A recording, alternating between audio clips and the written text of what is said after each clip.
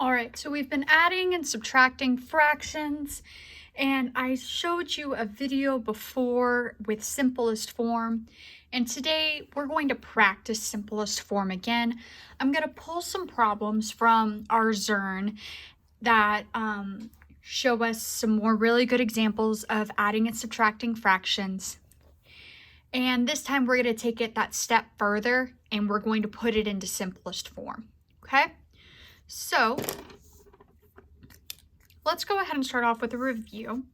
So I have this fraction here, 4/6, and I want to put it in simplest form. So here's what I'm going to do. I'm going to list the factors of both the numerator and the denominator. So I have 1 times 4, 2 times 2, and 1 times 6, and 2 times 3. So I have all the factors, and then to put it in simplest form, I just pick the largest factor. Well, they have 1 in common, and 2 in common, and 2 in common. So the largest factor that they have in common is 2. So I'm going to go ahead and I'm going to take 4/6, and I'm going to divide by 2 on the top and the bottom. And I get 2/3. Okay? All right, so sometimes a fraction is already in simplest form and it's like, oh my gosh, how do I know that? Well, here's how you know it. So here's a new fraction. 4/7. So I'm listing all the factors.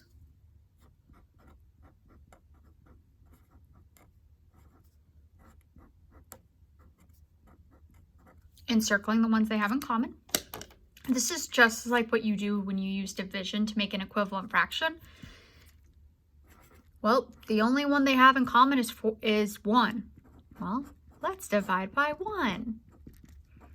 I get the same number. It's already in simplest form. So if the only factor they have in common is 1, it's already in simplest form. Okay? So I have one more for you, and you're going to go ahead and solve this and put this in simplest form. So I've got, 3/12. Go ahead and put that fraction in simplest form. Or if it already is, say it already is in simplest form.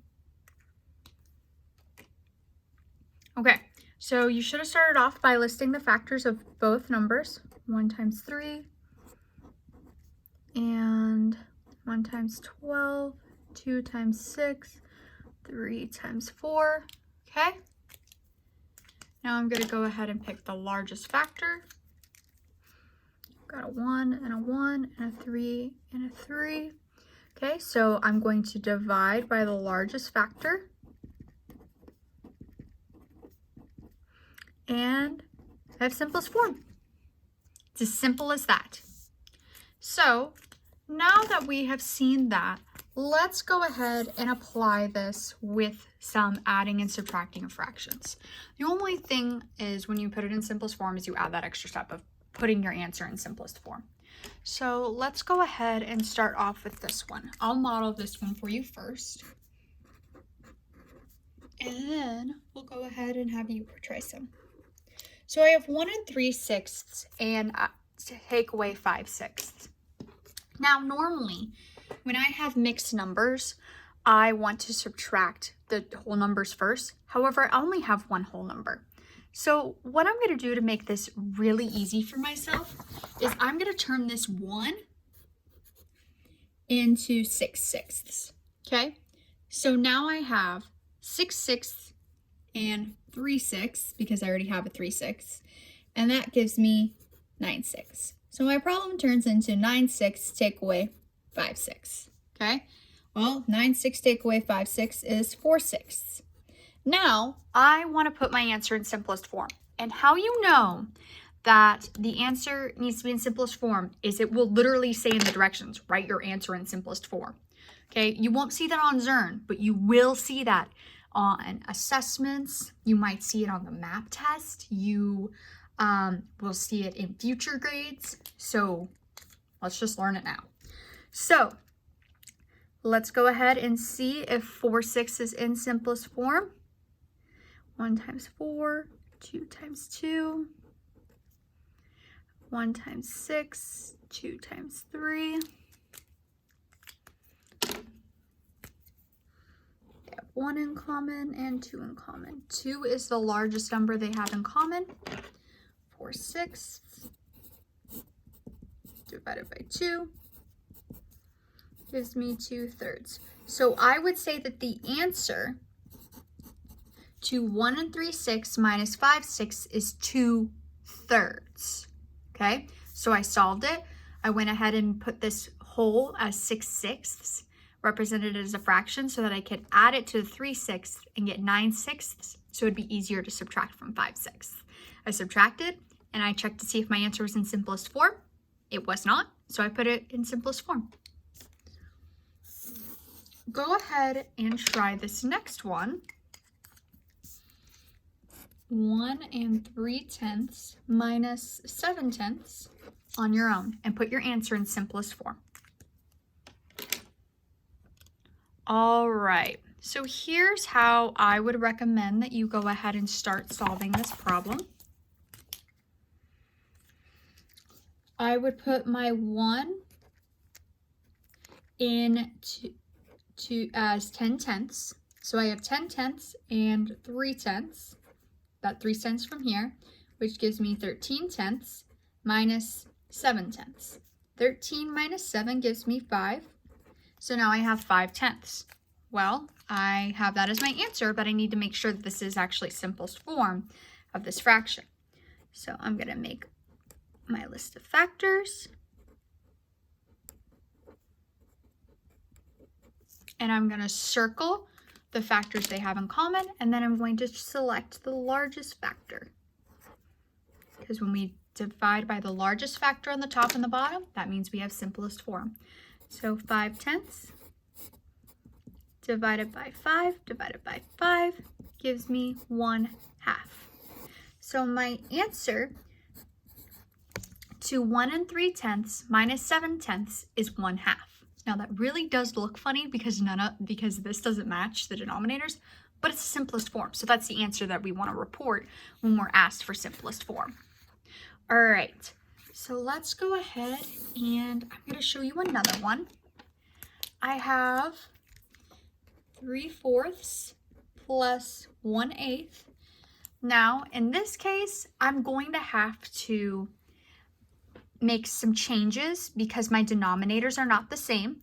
So I can either multiply both of these, this one by 8 and this one by 4, or I can see that I can multiply this by 2 to give myself 8 in the denominator. So I'm just going to go ahead and do that. So I have 3/4 times 2 times 2. I'm going to make an equivalent fraction of 6/8. I have 6/8 plus 1/8 gives me 7/8. Okay, so I want to make sure my fraction is in simplest form. So list my factors. 1 times 7, 1 times 8, 2 times 4. Gonna go ahead and circle the common factors. Well, the only factor they have in common is 1. So because the only factor they have in common is 1, that means it's already in simplest form, okay? So when the only common factor that a numerator and denominator have is 1, it is already in simplest form. So we can just say that 7/8 is our answer. All right, so I want you to try this next one on your own. We have 1/4 plus 5/12. Go ahead and solve that one on your own and put your answer in simplest form. All right, so once again, we can see that we do not have the same denominators, and I can see that I can multiply 4 by 3 to get myself a 12 in the denominator, so I'm just going to do that and make my life a little bit easier instead of having to multiply both. So now I have 3/12 plus 5/12, which gives me 8/12. So let's go ahead and see if this is in simplest form.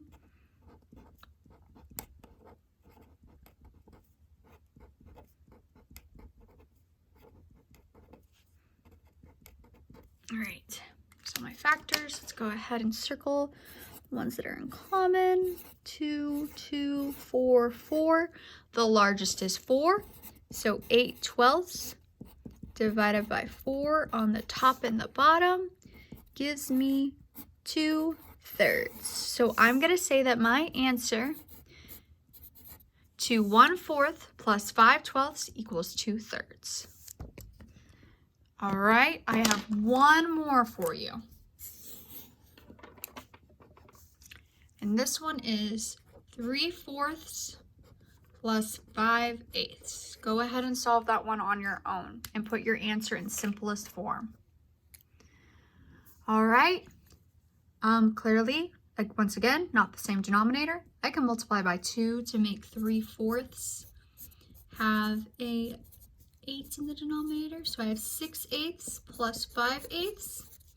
This gives me 11/8. Well, I don't want to put my answer like this. This isn't simplest form either. So I need to go ahead and split this into a whole. And then I have 3/8 left over. So this turns into 1 3/8. All right, I have 1 3/8. Now I need to make sure that the 3/8 is in simplest form. The only factor they have in common is a 1, so it is in simplest form. So my answer to 3/4 plus 5/8 is 1 3/8. So you're not always going to be asked to put your answers in simplest form. However, pay attention and read directions, and when it says put in simplest form, you know what to do.